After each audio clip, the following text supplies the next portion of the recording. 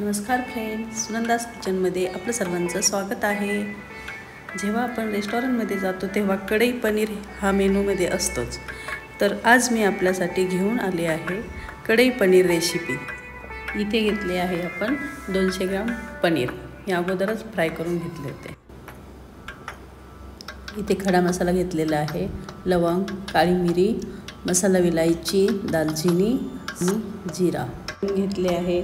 Red chilli powder, turmeric powder, धनिया powder आणि Everest paneer masala. हे आपण एक कांदा कट करून घेतलेला आहे, एक शिमला मिरची कट करून घेतलेली आहे, एक टोमॅटो कट करून घेतला आहे आणि 4-5 हिरव्या मिरच्या। याची आपण पेस्ट करणार आहोत ग्रेव्ही करण्यासाठी।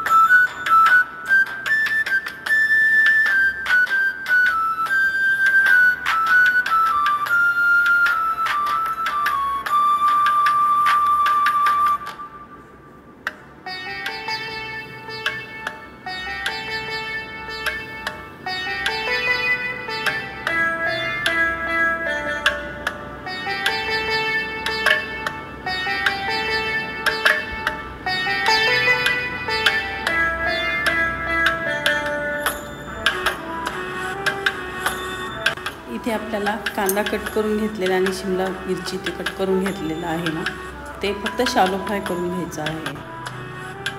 व्यवस्थित असं शॅलो फ्राय करून घ्यायचं आहे।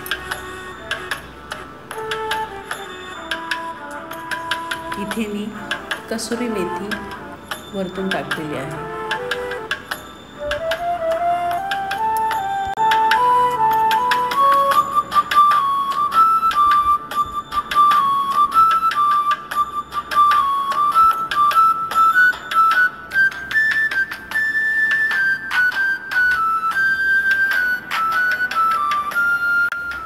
तर झाली आहे आपली कढई पनीर रेसिपी तयार।